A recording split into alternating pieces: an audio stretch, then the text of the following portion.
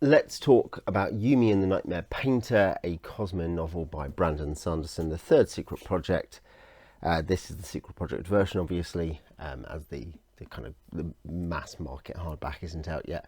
Very nice cover, clear reference, I think, artistically to Your Name, which is a stated inspiration. That kind of anime is a stated inspiration by Sanderson, much like in the first book, Tress and the Emerald Sea, The Princess Bride is a strong inspiration. This is a sort of romance fantasy. I think its chief genre is romance, possibly even more than in Tress and the Emerald Sea. It is about two very different people from different worlds who are drawn together magically, essentially, when the spirits ask a kind of spirit caller in one place, in one world, for help, and that connects her to someone in a very different one. Yumi lives in I think the official inspiration is a certain kind of medieval Korea, but Korean milieu anyway, as a background, but in a kind of very traditional society, and she is one of the very few people who can speak to spirits or call spirits to help. And the spirits then serve the local population. You know, they enter into terms of service essentially to provide special magical support, technology to this fairly medieval society. You know, and because the ground is hot, for instance, it might be that the spirits help lift up the houses so that you're not as hot. You know, your house isn't sitting on the floor where it'd be too hot. Painter is a member of the Nightmare Painters, who in this kind of very cyberpunk Shibuya kind of setting, where everything's lit by essentially neon, this thing called High-On, which is obviously you can tell is the cosmic magical power connected to some of what's going on in Painter's world, which is magenta and teal, like double lines going everywhere, and it's surrounded by shadows and a thing called the Shroud, from which nightmares come forth, which the painters kind of repel by putting them into paintings, you know, essentially setting a form to the thing. And you can tell immediately there's some Cosmere magic going on with both these things, in fact. And there's some crisis in Yumi's world, and Painter gets dragged in, and they kind of have a spirit link, basically. I won't go, you know, that's established very early within a couple of chapters. I won't go any further down that line, particularly. Yeah, it's really fun. It's a really fun book. I enjoyed it. I enjoyed it more than Tress of the Emerald Sea. I think it's largely very successful. I think it does a very, very good job of the things that Sanderson's always good at. It does a very, very good job of the setting, the world, the magic, all the things you'd expect. It's pacey, you know, it works well at a pacing level. And the characters, Yumi and Painter, are, that sounds like a kind of trio, doesn't it? Yumi and Painter are both, not all three of them, brilliant characters. They're well drawn. And Sanderson is not always equally successful at making main characters compelling.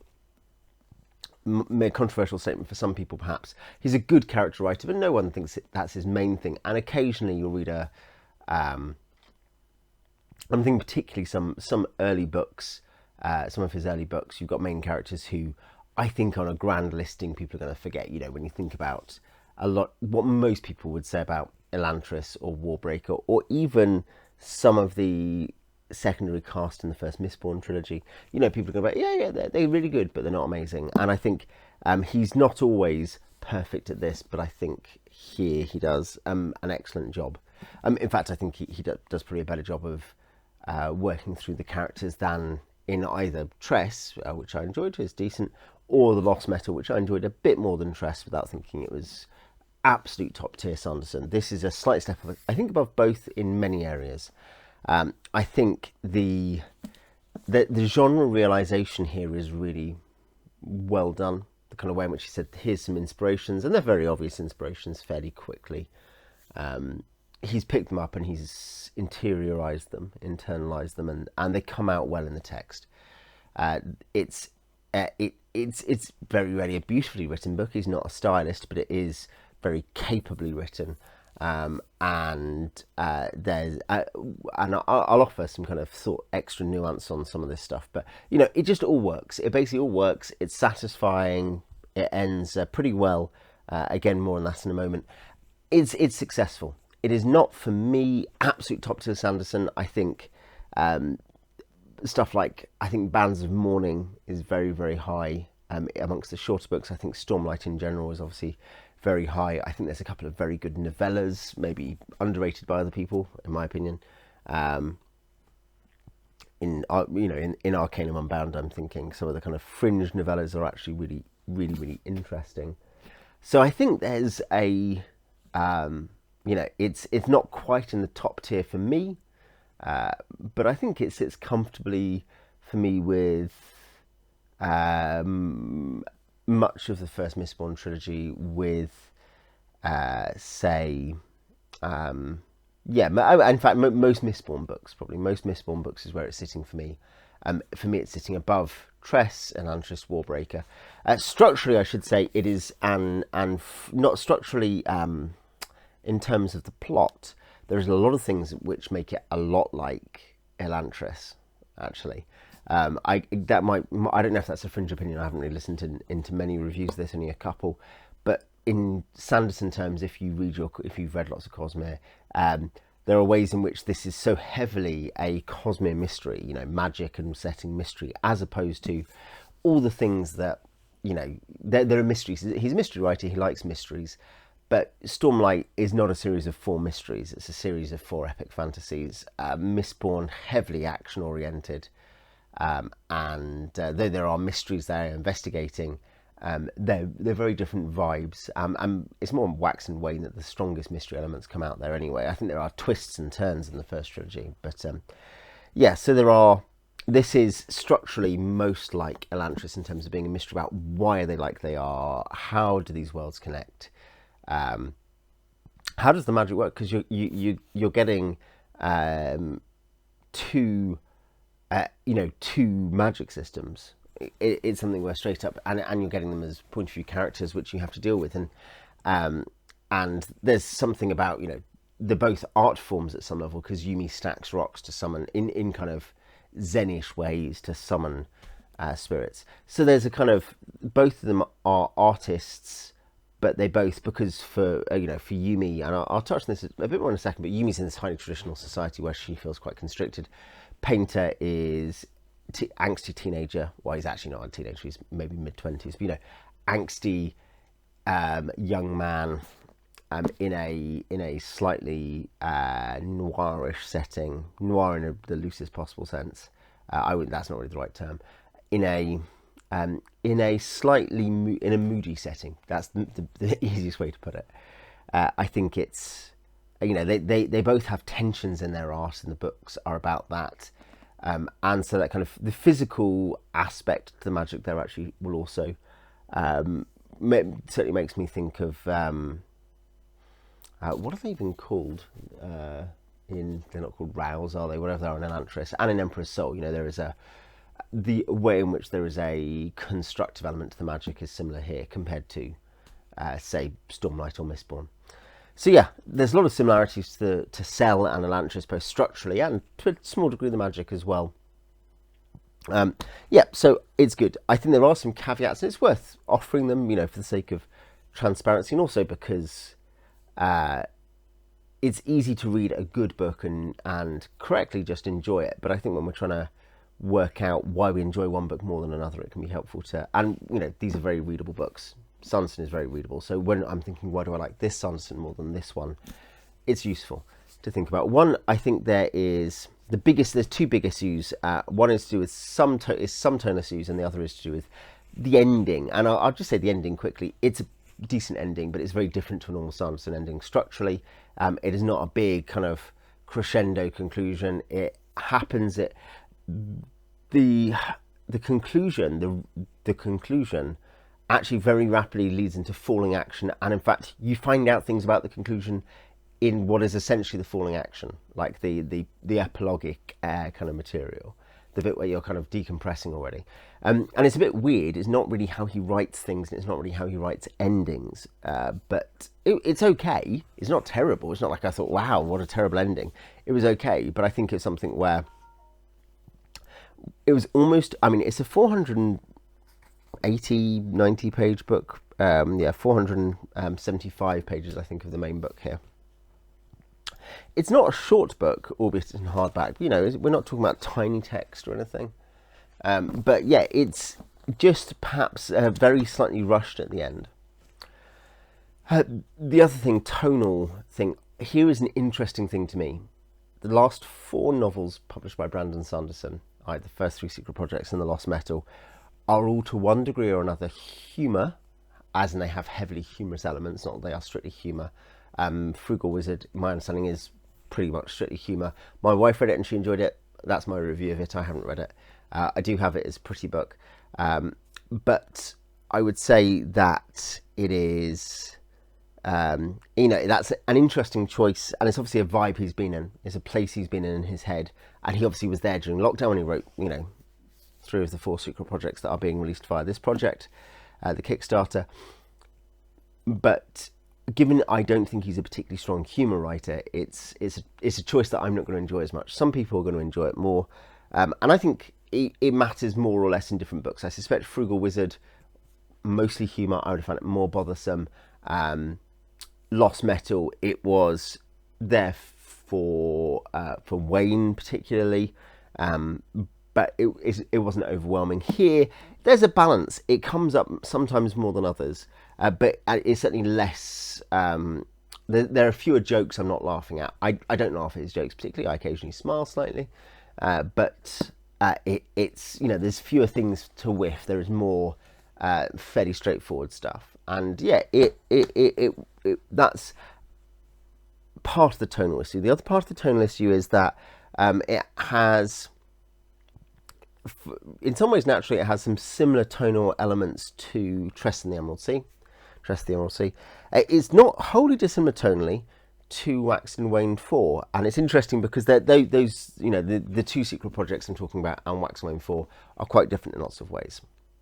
But there's a thing about kind of recent Sanderson which, and there's always been a degree of this, but I'm not quite sure how to sum up exactly what I'd want to point at, because, you know, it's not one thing and it's not a crippling thing. But let's say there is a slight didacticism that has arisen in some of his recent books, which doesn't necessarily strengthen his points, and which obviously someone who's influenced him, Terry Pratchett, it can really do. But Pratchett is better and subtler, and Sanderson is not. It's the same with the humour thing, I think. If you're going to be didactic in prose, in fiction, there has to be a great deal of sprezzatura. There has to be a great deal of style and of force, or of elegance. You know, either style or force, basically. You know, elegance or force. And Sanderson is not known for either of those things. He's a very capable writer, and so there's a lot of kind of both the narrator saying things to you, and even occasionally very clearly the author saying things to you. In the sense, you can just see it's Brandon saying stuff. And some of these points seem unobjectionable. Some of them I agree with, even if they're contentious, and some I wouldn't necessarily agree with. It's not so much about that. Though obviously, if you're being told something you don't agree with and it's not being done cleverly, you're more likely to be annoyed. That's obvious. But it's just something where it feels a bit leaden at points. It feels like I'm, you know, okay, here we go. Here's a paragraph where Brandon's telling me his point of view on something. And this occasionally, I think, leaks into a kind of slightly a desire to demonstrate, leaks into some of the storytelling and world-building. This actually ends up being fairly minor. I thought it was going to be more important, and then it became less important as the book went on. But I think the big thing, here's the example, is that Yumi lives in a highly traditional religious society, and it's very clear that this is basically bad. This is a bad thing, and we should just think it's bad. And there is understanding, as classically is for Brandon, understanding extended to the people involved in this. So Yumi and her warden Li Yun, and it's interesting. The world that he describes is interesting. I don't actually think it's terrible or anything. But what struck me at one point was, as I was being told yet again about how bad it was, and how this is obviously a big stake for Yumi and what's going on, that she realises that maybe her expectations of herself have been warped by the society. I thought there's a bit of low-hanging fruit here, isn't there, in terms of my word, in the year 2023 we've finally got a sci-fi and fantasy author willing to go after the villainy of organized religion, and of course for a progressive and liberal Mormon like Sanderson is, that's going to actually hit differently. He's going to have a very different perspective. But for me, I'm like, this is an easy target. There's not much being accomplished here for me. That's going to differ for different people. But I want to draw it back that when I say, when this is, I think, warping the tone to be didactic in a way that is not entertaining, I do see that as an artistic rather than a moral flaw. I'm not talking here morally. I'm talking in the same way that when I talked about with Conan, I have got into trouble about it. The depiction of race in Conan doesn't even need to be moralized. It can simply be, it is a moral issue, but it can be understood as so ridiculous that it makes these great stories at points less plausible. And I think in a much lesser way here, and in other authors I've reviewed, if you have an author who's sitting there telling you what you really need to take away from this situation, they need to be very good at it. And I think that is not a strength of Sanderson. His strengths are to do with sympathetic world building of different cultures, and there's a bit of that with Yumi's culture, but perhaps it's a shame we don't get more of that. We don't kind of hear different perspectives, and we don't really massively hear loads of comparative about Painter's culture either. We hear a bit. His culture is less important dramatically.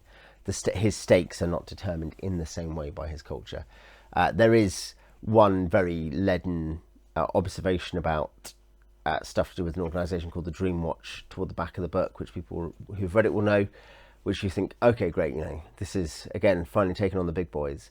But it's less important.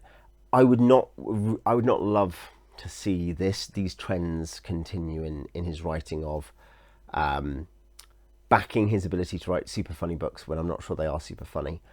This is less guilty of that. Or of understanding here's the thing, is that Tolkien moralizes in Lord of the Rings, but there is a way in which whatever the moralizing is so fully integrated into the world, into the sub-creation, that it's organic. It arises from it. And it's a profoundly moral world. It's a much more moral world than, say, most of Sanderson's worlds, really. But it comes organically from that world. And I think Sanderson is good at world building. He's very good at world building. But he's not Tolkien. So I think, all I'm saying is, and other people may disagree, I may really have enjoyed it, but it's something that I think what I value in Sanderson is not his ability to tell me what to think about these things. There are also a couple of very tendentious remarks about metaphysics and the purpose and nature of art and things like that, which I did just think, this is very on the nose, and I'm not sure how convincing it is, but I think that's less of an issue. I think, at some level, authors are allowed to give you a program statement, even if I find them attempting to teach me introductory ethics tedious. I thought this was, on the whole, successful. I thought this was very good. Not absolutely peak Sanderson, but very good. And this is a nice edition. The artist, Aaliyah Chen, is very good. I'm not sure if she's necessarily quite as revolutionary as I think a few people have made out, but I think she does draw some really, really pretty pictures that really capture the world. I'll get one up just to finish here, actually, more or less at random. Not that one.